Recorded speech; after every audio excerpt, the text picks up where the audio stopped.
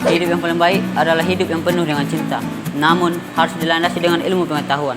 Assalamualaikum warahmatullahi wabarakatuh. Saya Ilham Mahmudi akan menjelaskan bagaimana kekuatan sektor perekonomian Indonesia melalui sektor kimia. Pemerintah terus mendorong tumbuhnya industri kimia dalam negeri agar menjadi pemasok kebutuhan bahan baku sektor manufakturnya seperti industri plastik dan industri tekstil. Melihat kondisi tersebut, Erlangga menyampaikan industri kimia kerap kali menjadi tolak ukur tingkat kemajuan bagi suatu negara. Selain industri baja, tak heran jika keberadaan industri kimia sering menjadi backbone dari sebagian besar sektor industri di dunia. Saat ini, produk-produk petrokimia sebagian sudah mampu diproduksi di dalam negeri.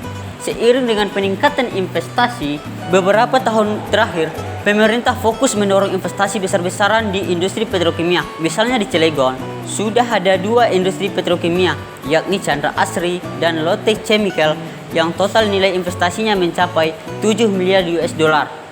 Di samping itu, bakal ada penambahan modal dalam pengembangan industri petrokimia di tanah air yang berlokasi di Balongan, Indramayu, Jawa Barat.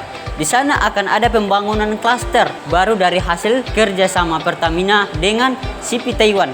Jadi nanti akan ada beberapa perusahaan induk dan beberapa perusahaan hilirnya. Total investasinya sekitar 8 US dollar. Tutur Erlangga, Menteri Industri. Industri kimia diharapkan juga dapat meningkatkan kapasitas produksinya yang berbasis ethylene. Apalagi kebutuhan plastik tersebut terus meningkat, yang saat ini mencapai 5 juta ton per tahun. Nanti yang diproduksi dari Cilegon setelah adanya ekspansi sebesar 3 juta ton per tahun dan ditambah dari Balongan sebesar 1 juta ton per tahun. Indonesia dengan jumlah penduduk sekitar kurang lebih 271 juta jiwa dan didukung dengan sumber daya alam sebagai bahan baku industri petrokimia, baik yang tidak terbarukan maupun terbarukan. Indonesia memiliki peluang dan Indonesia memiliki kekuatan sebagai pusat pengembangan industri petrokimia di lingkungan strategis ASEAN dan Asia.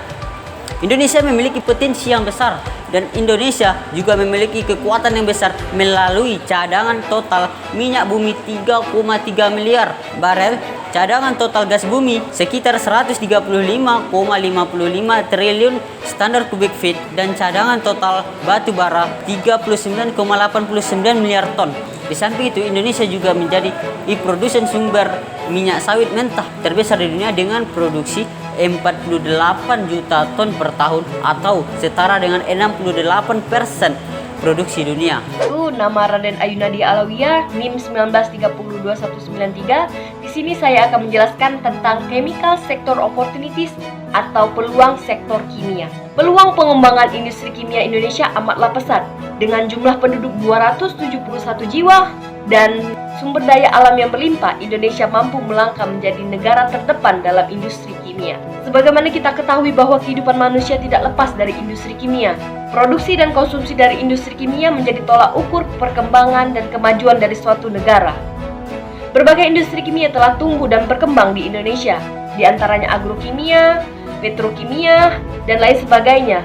Barang atau produk yang dikeluarkan dari industri kimia itu baik berupa produk kecantikan, skincare, make up, dan lain sebagainya. Dan cairan pembersih rumah, baik pembersih lantai, pembersih piring, dan sebagainya. Industri kimia, farmasi, dan tekstil atau IKVT menjadi prioritas pertama dari pemerintahan Indonesia sekarang karena IKVT mampu memberikan kontribusi yang besar dalam perekonomian Indonesia masa pandemi COVID-19 sekarang. Dengan banyaknya permintaan masyarakat, baik yang sekarang maupun yang akan datang, dapat melengkapi kebutuhan hidup yang tinggi, dapat meyakinkan bahwasannya industri kimia tidak akan mati.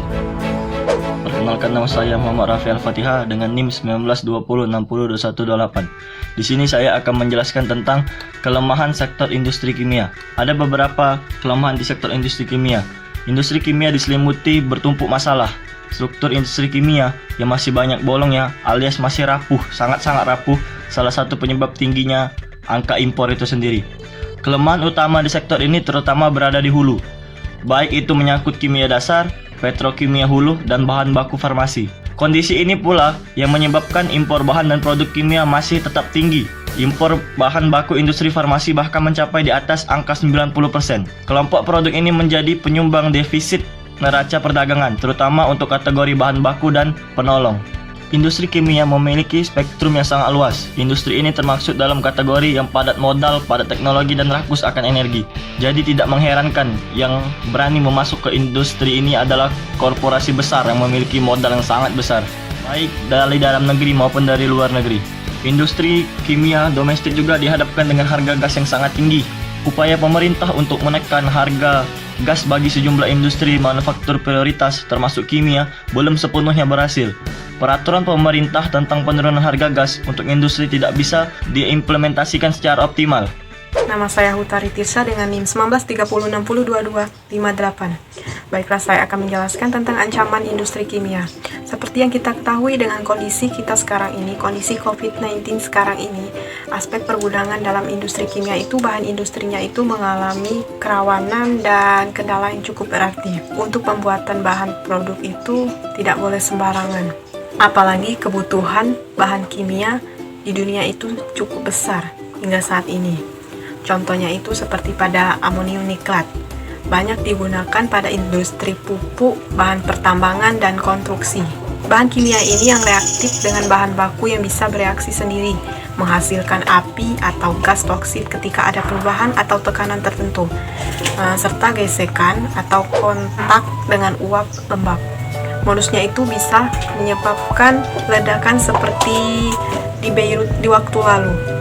Permasalahan pergudangan kimia yang reaktif hingga saat ini masih pelik dan bisa menyita biaya yang cukup besar. Belum lagi dengan kondisi yang kita ketahui sekarang ini memungkinkan banyak masalah bahan kimia kadaluarsa dan rusak kemasannya. Hal ini bisa menimbulkan kerugian yang sangat besar untuk pengusaha-pengusaha di Indonesia.